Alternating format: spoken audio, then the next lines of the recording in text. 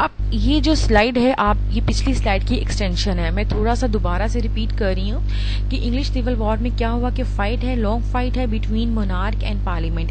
Monarch parliament जीत जाती है, ना सिर्फ मोनार्क को खत्म कर दिया जाता है, किंगशिप को खत्म कर दी जाती है, बल्कि चार्ल्स वन का सर भी कलम कर दिया जाता है। अब पार्लियामेंट यानी कि ब्रिटेन जो है वो ज़्यादा देर तक जो है वो रिपब्लिक स्टेट नहीं रह सकता था, इसलिए ब्रिटेन में यानी कि पार्लियामेंट ने कुछ ही सालों बाद जो है चार्ल्स टू को बुलाया, यानी कि चार्ल्स टू जो चार्ल्स वन के बेटे थे उनको बुलाया और कहा कि आप बरतानिया में आके अपना तख्त संभालें। चार्ल्स टू प्रोटेस्टेंट थे, उन्होंने आके तख्त संभाला, लेकिन उनकी डेथ हो जाती 1865 में, जिसके बाद जो है जेम्स टू यानी कि उनके भाई जो है वह तख्त नशीन होते हैं। अब यहाँ पे इशू ही आता है कि जेम्स टू जो है वो कैथोलिक हैं और ब्रिटेन पार्लियामेंट जो है प्रोटेस्टेंट है और मेजॉरिटी ब्रिटेन में वो भी प्रोटेस्टेंट की थी।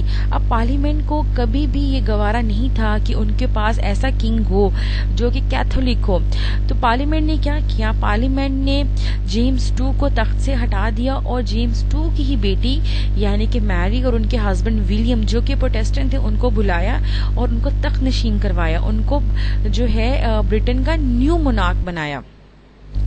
लेकिन पार्लियामेंट क्या करती है, पार्लियामेंट मैरी और विलियम के सामने एक कंडीशन रखती है और वो ये कंडीशन रखती है कि जो रियल अथॉरिटी है, जो रियल पावर है वो पार्लियामेंट के पास ही रहेगी और पार्लियामेंट जो है वो रियल पावर का जो है वो सरचश्मा होगा और विलियम और मैरी जो है सिर्फ जो कॉन्स्टिट्यूशनल मोनार्क होंगे, यानी कि उनके पास इख्तियारात बराए नाम होंगी, जो रियल अथॉरिटी और रियल पावर जो है वो पार्लियामेंट के पास होगी।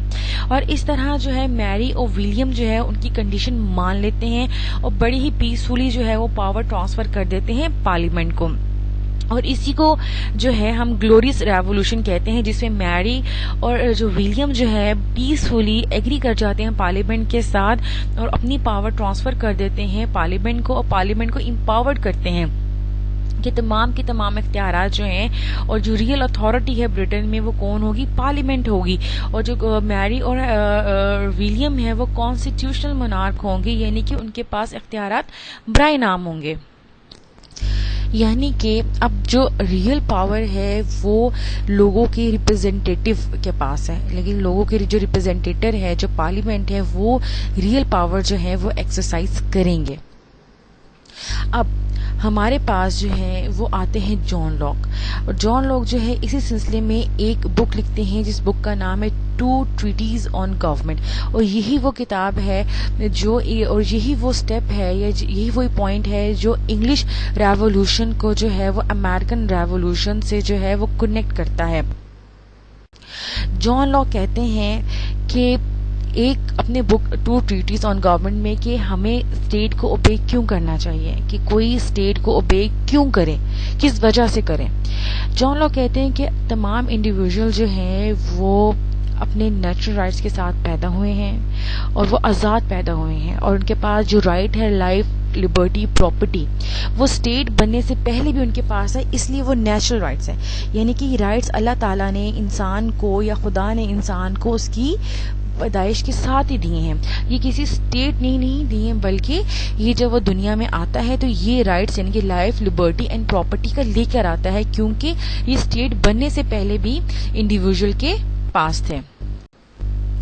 जॉन लॉक ये कहते हैं कि अब हमने गवर्नमेंट क्यों बनानी है, कि हम गवर्नमेंट या स्टेट को क्यों ओबे करें। हमने गवर्नमेंट और स्टेट को इसलिए ओबे करना है क्योंकि गवर्नमेंट हमें इस नेचुरल राइट की प्रोटेक्शन देती है।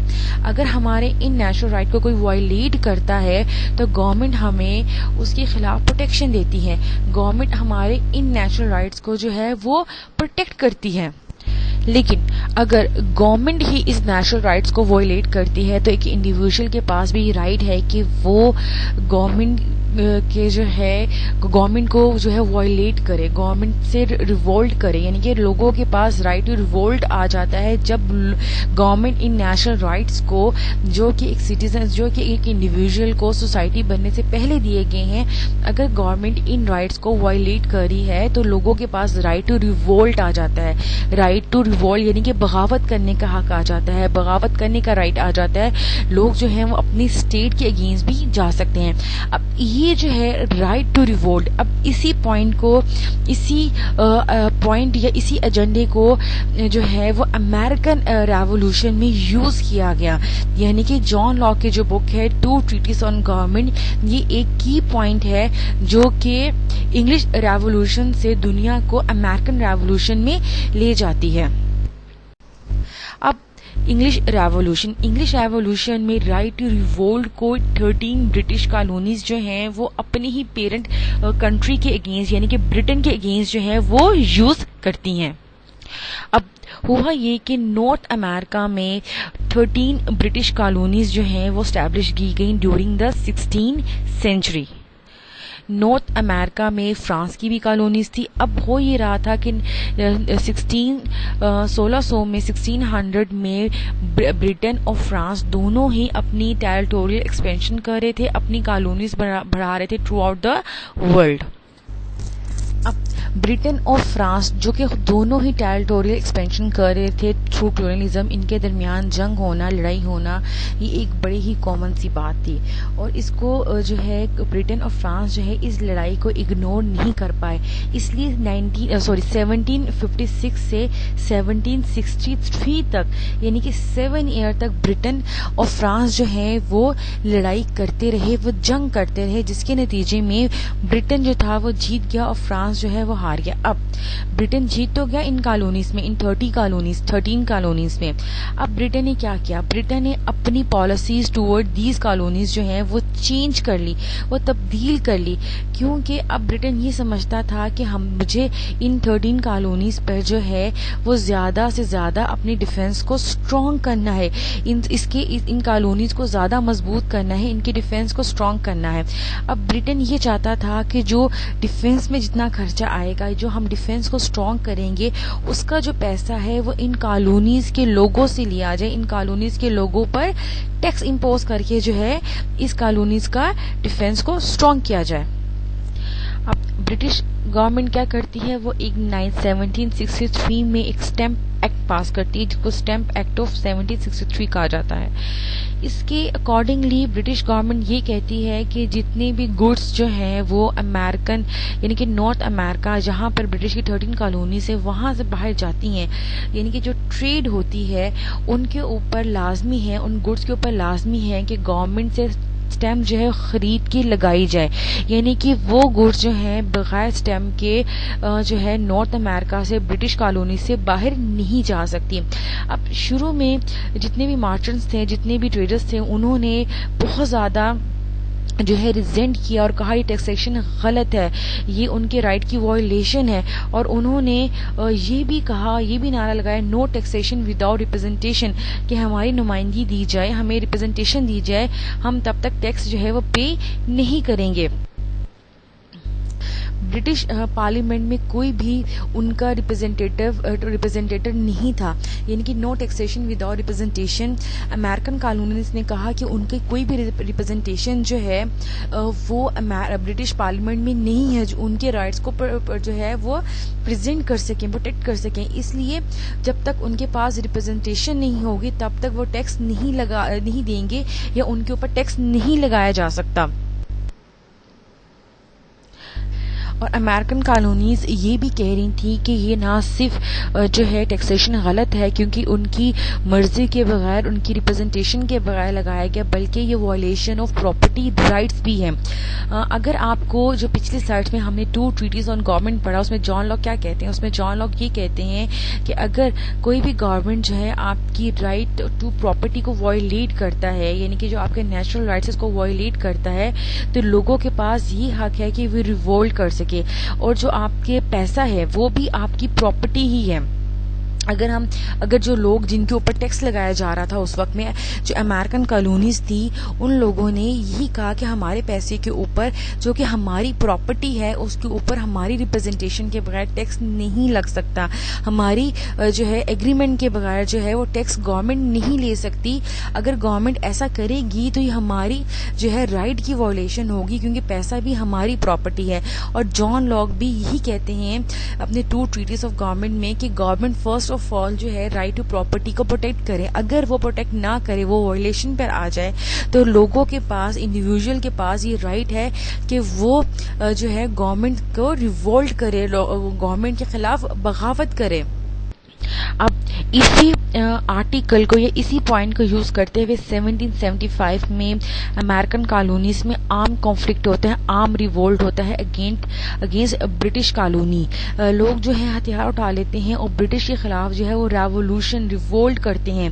1776 में थॉमस पेन जो है एक पॉम्फलेट लिखते हैं जिसका नाम होता है कॉमन सेंस, और इस पॉम्फलेट में वो जॉन लॉक की ही बातों को दोहराते हैं। जॉन लॉक ने जो अपनी चीजें, अपनी बातें, अपना पॉइंट ऑफ व्यू जो 2 ट्रीटीज ऑन गवर्नमेंट में लिखा था, उसी को वो रिपीट करते हैं, उसी को बार बार दोहराते हैं। और इस पॉम्फलेट को 13 ब्रिटिश कॉलोनीज में जो है वो सेपरेट किया जाता है। और इस पॉम्फलेट में कहा जाता है कि जो गवर्नमेंट जो है वो नेसेसरी ईवल है, गवर्नमेंट का खत्म होना चाहिए, कि गवर्नमेंट जो है वो इंडिविजुअल के राइट्स को जो है जो वायलेट करे, यानी कि ज्यादा गवर्नमेंट के पास जो इख्तियारात है वो इंडिविजुअल के राइट्स को वायलेट करने में गवर्नमेंट यूज कर रही है। अब जैसे कि मैंने पिछली स्लाइड में बताया कि अमेरिकन रेवोल्यूशन में जॉन लॉक के 2 ट्रीटीज ऑफ गवर्नमेंट के जो प्रिंसिपल था राइट टू रिवोल्ट, उसको लोग यूज कर रहे हैं। लोगों ने टैक्सेशन के खिलाफ आवाज उठाई, लोगों ने ब्रिटिश कॉलोनी के खिलाफ रिवोल्ट किया। अब हुआ ये कि 2 जुलाई 1776, यहाँ पे सॉरी स्टूडेंट्स गलत लिखा हुआ है 1976, लेकिन आप इसको करेक्ट कर लीजिएगा। 1776 में अमेरिका अपने आप को इंडिपेंडेंट डिक्लेयर कर देता है। अमेरिकन कॉलोनीज जो है वो अपने आप को जो है वो इंडिपेंडेंट, आजाद डिक्लेयर कर देती है। और वो एक डिक्लेरेशन जो है वो साइन करते हैं जिसे डिक्लेरेशन ऑफ इंडिपेंडेंस कहते हैं, जिसमें लिखा है कि all individuals are created equal and they are endowed by their creator certain inalienable rights. They are life, liberty and pursuit of happiness. उसके बाद अमेरिका जो है वो ये जो डिक्लेरेशन है इसको रेटिफाई किया जाता है 4 जुलाई 1776 में, और तब से जो है हर साल 4 जुलाई को अमेरिका अपना इंडिपेंडेंस डे जो है वो सेलिब्रेट करता है। अच्छा, अब इस डिक्लेरेशन के बाद 1787 में अमेरिका अपना कॉन्स्टिट्यूशन का ड्राफ्ट बना लेता है, जिसे 1788 में रेटिफाई कर दिया जाता है और 1789 में जो है वो इम्प्लीमेंट कर दिया जाता है, जिसके अंदर लिमिटेड कॉन्स्टिट्यूशनल गवर्नमेंट इस्टेब्लिश की जाती है। सेपरेशन ऑफ पावर के प्रिंसिपल को फॉलो किया जाता है, जिसमें तमाम ऑर्गन्स ऑफ गवर्नमेंट जो है अपने अपने स्फीयर में वर्क करते हैं। बिल ऑफ राइट, यानी कि जो बिल्कुल 1 साल बाद 1791 में बिल ऑफ राइट्स जो है वो भी ऐड कर दिया जाता है कॉन्स्टिट्यूशन में। इस तरह जो है अमेरिका भी आज़ादी हासिल कर लेता है और एक जो है लिबरलिस्ट अप्रोच को अडॉप्ट कर लेता है, जिसमें गवर्नमेंट का जो है इन्वॉल्वमेंट कम से कम होती है और इंडिविजुअल के पास राइट्स जो हैं वो ज़्यादा से ज़्यादा होते हैं। अच्छा स्टूडेंट्स, मैंने पिछली स्लाइड में जो है वो इंग्लिश रेवोल्यूशन का वर्ड यूज़ किया, जबकि हम अमेरिकन रेवोल्यूशन पढ़ रहे थे। आप काइंडली जो मैं बता रही हूँ उसको आप जो ये जो बॉक्स जो बने हैं, फ्लो चार्ट मैंने ड्रॉ किए हैं, इसको आप उसके अकॉर्डिंगली जो है आप उसको समझिएगा। पहले आप इसको वॉइस के साथ पढ़िएगा, सुनिएगा, उसके बाद आप इसको विदाउट वर्ड्स पढ़िएगा, ताकि आपको ये तमाम की तमाम हिस्ट्री जो है वो बेटर वे में जो है समझ आ जाए। अब हम स्टडी करेंगे फ्रेंच रेवोल्यूशन। फ्रेंच रेवोल्यूशन का जो स्टार्ट होता है वो होता है 1789 में, जब फ्रांस को फाइनेंशियल क्राइसिस का सामना होता है। और ये फाइनेंशियल क्राइसिस जो है वो 3 बेसिस या 3 रीजन की वजह से होता है। नंबर 1, फ्रांस की इन्वॉल्वमेंट वॉर में। रिसेंट जो फ्रांस की इन्वॉल्वमेंट में होती है वो अमेरिकन जो है रेवोल्यूशन में या अमेरिकन वॉर ऑफ इंडिपेंडेंस में होती है, जिसमें फ्रांस जो है वो फाइनेंशियली और डिफेंस वाइज दोनों तरीके से जो है इसमें अमेरिका की वॉर में जंप करता है और उनको सपोर्ट करता है। इसके रिजल्ट में फ्रांस को फाइनेंशियली बहुत ज़्यादा क्राइसिस का सामना करना पड़ता है। नंबर 2 जो इसकी रीज़न है फाइनेंशियल क्राइसिस की, वो नोबिलिटी एंड क्लर्गी जो है वो टैक्स जो है, ये दो हायर डिवीजन है होती हैं फ्रांस की सोसाइटी की, ये दोनों ही जो है नोबिलिटी एंड क्लर्की जो है ये टैक्स पे नहीं करते।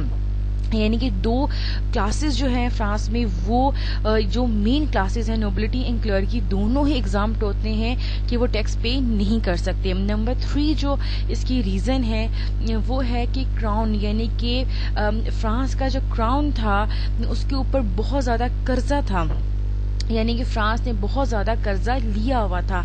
इसकी एग्जाम्पल या इसको हम इस तरह समझ सकते हैं कि 1787 में फ्रांस का जो 50% रेवेन्यू था वो जो है वो इस डेबिट के ऊपर, इस लोन के ऊपर इंटरेस्ट पे करने में चला जाता था। यानी कि 50% रेवेन्यू को अभी सिर्फ डेबिट, एक्चुअल जो है वो लोन पे नहीं होता था, बल्कि उसके ऊपर जो डेबिट था उसके ऊपर, उसको जो है सॉरी जो उसके ऊपर जो इंटरेस्ट था उसके पेमेंट में चला जाता था। अब फ्रांस इसमें जो सबसे ज़्यादा बुरी सूरत हाल जो फ्रांस में जिसको फेस करना पड़ती थी वो लोअर क्लास थी, क्योंकि प्रीजेंट और कॉमन पीपल ही जो है फ्रांस में टैक्स पे करते थे। जो टैक्स बर्डन था जिससे जो है रेवेन्यू या इन लॉन्स को पे किया जाता था, वो टैक्स बर्डन जो है वो प्रीजेंट और कॉमन पीपल के ऊपर जो है वो आता था। अच्छा, अब सिचुएशन जो है जो ज़्यादा ख़राब तब होती है जब 1787 से 1789 में सीरीज ऑफ बैड हार्वेस्ट आती है, जब जो है क्योंकि ये प्रीजेंट क्लास है, कॉमन क्लास है, इनका जो गुजर बसर है वो जो है वो काश्तकारी के ऊपर है। जब बैड हार्वेस्ट, जब इनकी जो है चावलों की, राइस की जो फसल है वो ख़राब होती है, वो सही तरीके से काश्त नहीं होती, तब इन क्लास को यानी कि प्रीजेंट और कॉमन पीपल को, जो उस वक्त फ्रांस की मेजॉरिटी थी, उनको जो है वो ज़्यादा मुश्किलात और ज़्यादा तकलीफ़ों का सामना करना पड़ता है। इससे क्या होती है कि बैड हार्वेस्ट जो सीरीज़ है इसका रिजल्ट क्या होता है कि राइस की जो प्राइस है वो हाई हो जाती है, स्टारवेशन, लोग भूख से मरने लग जाते हैं और सोशल अनरेस्ट जो है वो स्टार्ट हो जाता है। अब ये जो है स्लाइड, ये भी पिछली स्लाइड की ही एक्सटेंशन है। अब हुआ क्या, अब जो कॉमन पीपल है जो प्रेजेंट है वो डिमांड करते हैं कि जो है मीटिंग ऑफ स्टेट जर्नल्स की बुलाई जाए, यानी कि स्टेट जर्नल्स की मीटिंग बुलाई जाए। अच्छा, अब स्टेट जर्नल क्या है? स्टेट जर्नल इज बेसिकली एक पार्लियामेंट की तरह की एक बॉडी है जो कि ट्राई कैमरल बॉडी है। इसकी 3 हाउसेस हैं। एक हाउस जिसे कहते हैं फर्स्ट स्टेट, जो क्लर्की पे बेस करता है। जो सेकंड स्टेट है इसमें नोबिलिटी है। जो थर्ड स्टेट है उसमें कॉमन पीपल है, कॉमनर है, जो 95% ऑफ टोटल पॉपुलेशन है। अच्छा, अब इसकी जो वोटिंग का जो है वो पैटर्न ये है कि तीनों स्टेट के पास एक एक वोट होता है, यानी कि तीनों स्टेट जो है वो एक वोट जो है वो पास कर सकते हैं, या एक वोट जो है वो कास्ट कर सकते हैं। सॉरी, अब इस ट्राई कैमरल बॉडी में होता ये था कि फॉर एग्जाम्पल अगर थर्ड स्टेट ने कोई भी लेजिस्लेशन या कोई भी प्रपोजल प्रपोज किया है तो फर्स्ट और 2 स्टेट अपने वोट कास्ट करके उस प्रपोजल को जो है डिसअप्रूव कर सकता है, यानी कि उस प्रपोजल को ही जो है वो इससे ट्राई कैमरल बॉडी से ये मीटिंग और ये जनरल स्टेट की जो बॉडी है इससे निकाल सकता था। इसलिए अब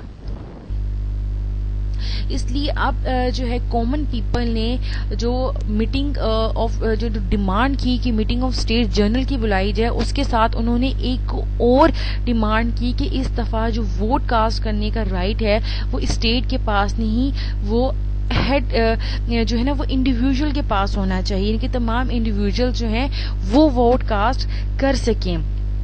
यानी कि इस दफा जो है स्टेट जो है वो वोट कास्ट ना करें बल्कि इंडिविजुअल जो है वोट कास्ट करें, वो डिसीजन ले। 1789 में स्टेट जनरल की मीटिंग जो है वो बुलाई तो जाती है, लेकिन जो वोटिंग मेथड है, जो वोटिंग जिस बेस पे वोट कास्ट किया जाएगा उसको ऊपर डिसाइड नहीं किया जाता, जिसकी वजह से एक बहुत ज्यादा गुस्सा और अनरेस्ट जो है पाया जाता है थर्ड जर्नल में जो कॉमन पीपल और पे बेस करती है, जो कॉमन पीपल इसमें पार्टिसिपेट करते थे। थर्ड जर्नल स्टेट जो है वो बहुत गुस्से में होती है।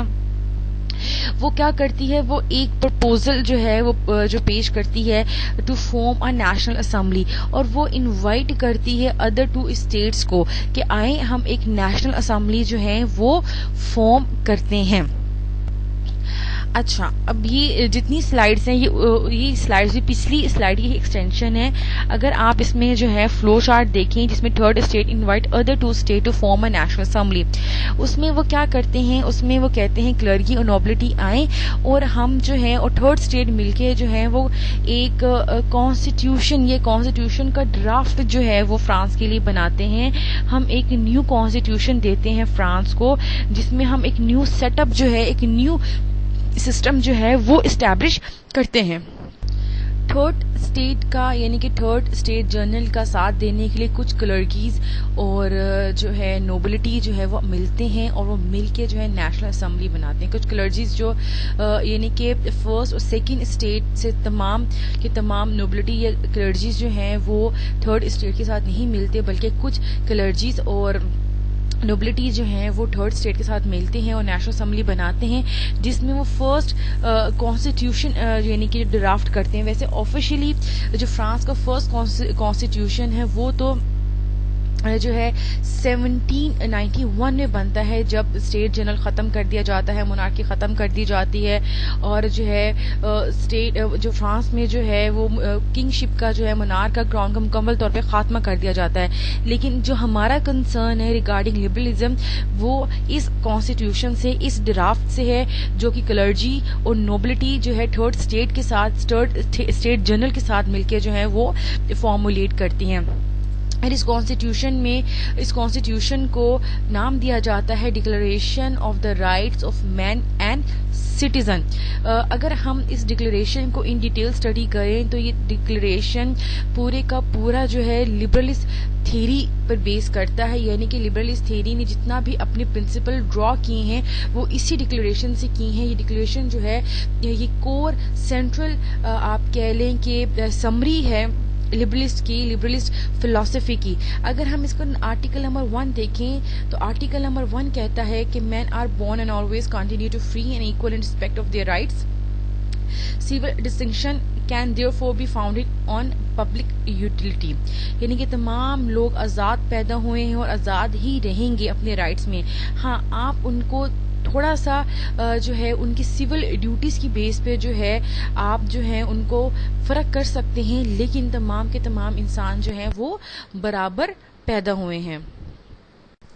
आर्टिकल 2 क्या कह रहा है? आर्टिकल 2 जो है बेसिकली हमारी नेचुरल राइट्स की प्रिजर्वेशन की बात कर रहा है और उन राइट्स में liberty, property, security and resistance of operation की जो है वो बात कर रहा है। ये आइडिया डायरेक्टली यानी कि आर्टिकल नंबर 2 जो है वो डायरेक्टली जॉन लॉक की राइटिंग से लिया गया है, जिसमें जॉन लॉक जो है वो नेचुरल राइट्स में लाइफ, लिबर्टी और प्रॉपर्टी को जो है वो इंक्लूड कर रहे हैं और किसी भी किस्म की सेपरेशन को गवर्नमेंट की बेस्ड ये गवर्नमेंट की तरफ से सेपरेशन को रिजेक्ट कर रहे हैं थ्रू रिवोल्ट। ये आइडिया जो है ये बेसिकली जॉन लॉक की ही थ्योरी से लिया गया है। आर्टिकल नंबर 3 देखें तो उसमें क्लियर कट ये बताया जा रहा है कि nation is essentially the source of all sovereignty, यानी कि आम लोग जो हैं वही तमाम इख्तियारात का सरचश्मा है। तमाम इख्तियारात आम इंसान के पास है, इंडिविजुअल के पास है और उन्हीं के पास जो है तमाम की तमाम अथॉरिटी है, यानी कि इंडिविजुअलिज्म को, इंडिविजुअल राइट्स को, इंडिविजुअल की मैक्सिमम राइट्स और लिबर्टी को जो है आर्टिकल नंबर 13 यानी कि तमाम सॉवरेनिटी, तमाम अथॉरिटी जो है वो इंडिविजुअल को जो है वो दी जा रही है। और जो गवर्नमेंट है वो भी अपनी अथॉरिटी जो है वो इंडिविजुअल से जो है ड्राइव करती है। जो इंडिविजुअल है वो जो है वो सोर्स ऑफ जो है अथॉरिटी है। गवर्नमेंट के पास जो अथॉरिटी है वो इंडिविजुअल की दी गई है। और अगर हम इस आर्टिकल को देखें तो ये आर्टिकल जो है हमें रूसो की राइटिंग से या रूसो की फिलॉसफी से मिलता है। अगर मैं इन तमाम स्लाइड्स का जो आज स्टडी किया है, ब्रीफ हिस्ट्री ऑफ लिबरलिज्म, इसको स्टडी करें तो इसमें जो रिफॉर्मेशन है, प्रोटेस्टेंट रिफॉर्मेशन है, इंग्लिश रेवोल्यूशन है, अमेरिकन रेवोल्यूशन है, फ्रेंच रेवोल्यूशन है, इसमें जिन जिन राइट्स की बात की गई, इनमें जिन जिन चीज़ों पे फोकस किया गया, स्ट्रेस किया गया, वो तमाम के तमाम कोर एलिमेंट है लिबरलिज्म के। अब जब हम नेक्स्ट वीक में लिबरलिज्म पढ़ेंगे तो उसमें मैं कोर एलिमेंट्स और उसकी टाइप्स जो है वो एक्सप्लेन करूंगी। आई होप आपको जो इसकी हिस्ट्री जिसके ऊपर इतना फोकस किया गया है कि आपको पता हो कि लिबरलिज्म की हिस्ट्री क्या है, उसमें कौन कौन सी रेवोल्यूशन इन्वॉल्व की, और यही वो मेन रेवोल्यूशंस हैं जो इंडिविजुअल के राइट्स के ऊपर ज़्यादा बात करती हैं। स्टूडेंट्स, डियर स्टूडेंट्स, इतनी एफर्ट आप लोगों के लिए की जा रही। अगर कोई इश्यू, कोई क्वेरी, कोई बात नहीं समझ आई, कोई पॉइंट समझ नहीं आया, काइंडली मुझे बताएं, मुझे व्हाट्सएप पे मैसेज करें या इस स्लाइड के नीचे ये इजी क्लास में आप कमेंट जो है वो छोड़ दें, ताकि मैं उसको उस इशू या कोई भी जो टॉपिक या पॉइंट समझ नहीं आया उसको मैं आपको बेटर वे में या और ज़्यादा उसको जो है वो एक्सप्लेन कर दूं। Thank you.